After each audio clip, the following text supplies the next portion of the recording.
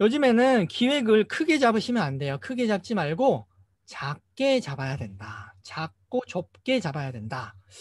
소수 매니아 시장이 굉장히 요즘에는 중요해요. 오히려 소수에게라도 확실하게 사랑받는 게 중요하다. 왜냐하면 그 이유는 요즘에 도서 시장은 성숙이 될 대로 돼가지고 레드오션이에요. 완전히. 웬만한 주제의 책은 다 나와 있다고 보셔도 돼, 사실.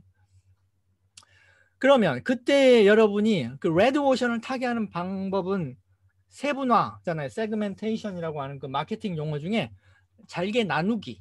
예, 그 기법이 있죠. 물 좀 마시고요.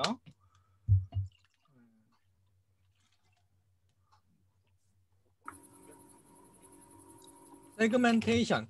그 시장 본인이 타겟으로 하는 사람들을 좀 더 정밀하게 나누는 거죠. 니치 마켓이라고도 하죠. 니치화 시키는 거. 그러면 매니아들이 드러나기 시작해요. 그 속에서. 이 매니아 시장이 그 어떤 때보다 단단해요. 요즘에. 왜? 접고 들어간 주제나 영역을 선호하는 시대예요. 지금은. 취향 경제의 시대가 됐기 때문이죠. 사람들이 취향 중심으로 너무 쉽게 모여. SNS 때문에. SNS가 발달되면서 취향 비슷한 사람끼리 쉽게 이합 집산이 되는 거예요. 뭐 비건, 채식주의자들만 모여라. 하면은 뭐 그 오픈 채팅방 이런 걸 따로 모으기도 하고 지들끼리 뭐 카페, 블로그 뭐 이런 건 옛날부터 있었고 그렇지만 조금 더 원활하게 뭐 페이스북 페이지나 뭐 아니면 인스타그램에 그 해시태그로 막 서로를 팔로우하고 이런 게 굉장히 심해진 거죠. 그래서 옛날 같으면 작은 시장이었는데 이 비거니즘이라는 게 채식주의자를 다룬 거잖아. 요즘에는 이런 것들이 반응이 되게 좋아. 그래서 나의 비거니즘 만화 이것도 베스트셀러 됐고요. 아무튼 비건 이것도 반응 아주 좋아요. 이렇게 매니아 시장이 요즘에는 굉장히 단단해요. 그래서 확실하게 사랑을 받는 거예요. 내면. 그래서 좁게 들어가라. 그래서 차별화 포인트는 여러분이 경쟁 도서, 예, 경쟁 도서와 나의 다른 점을 찾으시되 경쟁 도서의 단점 부위를 나의 강점으로 때리는 거예요. 그죠? 그러니까 아킬레스라는 사람이 힘센 장사였죠. 장사. 그리스 로마 신화에서. 그렇지만 아킬레스의 아킬레스를 천하무적 장사로 만들어 주려고 자기 엄마가 태어나자마자 무슨 엄청 장사가 되는 그 강에다가 담궜죠, 아기를. 근데 그 담그느라고 발목을 쥔 거야, 손으로. 그죠? 그래서 그 쥔 발목 부분만 강물에 닿지 않는 바람에 발목만 약해진 거죠. 발목이 유일한 약점이었는데 그 약점만 그, 그 약점에 나중에 화살을 맞고 죽잖아요. 그 천하장사가. 아킬레스 건이라고 부르죠, 우리가. 그래서 네. 모든 사람들에게는 아킬레스 건이 있어요. 제 아무리 센 상대라도 아킬레스 건은 있다. 그러면 그 경쟁 도서라고 하는 것의 단점, 그 아킬레스 건 부위를 나의 강점으로 때리는 거야. 그게 차별화 포인트 도출이죠.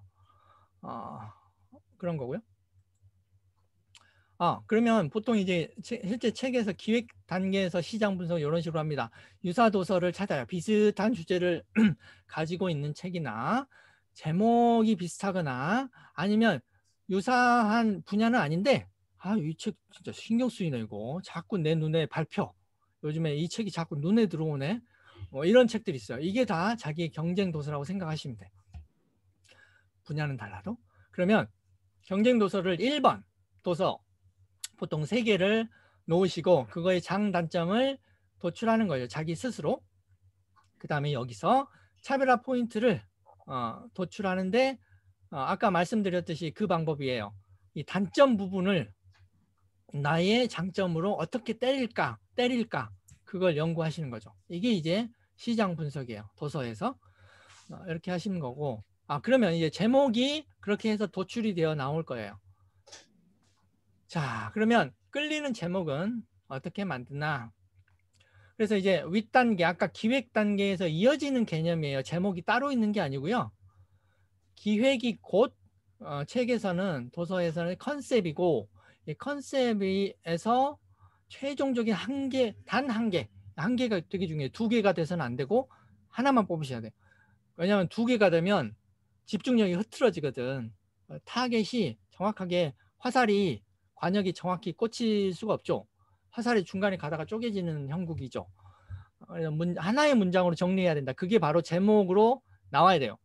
그냥 제목 뽑는다고 대부분의 초짜분들은 어떤 실수를 하시냐면 멋있는 제목만 쓰려고 해. 멋있는 제목. 그러면은 책 내용하고 전혀 엉뚱해지는 거예요. 엉뚱깽뚱 따로 노는 거예요. 책 내용은 이런 거 A인데 제목은 B야. 그러면은 사람들이 이거 사기인데? 기만당했다고 느끼는 거예요. 그럼 안 사죠. 입소문도 이상하게 나고.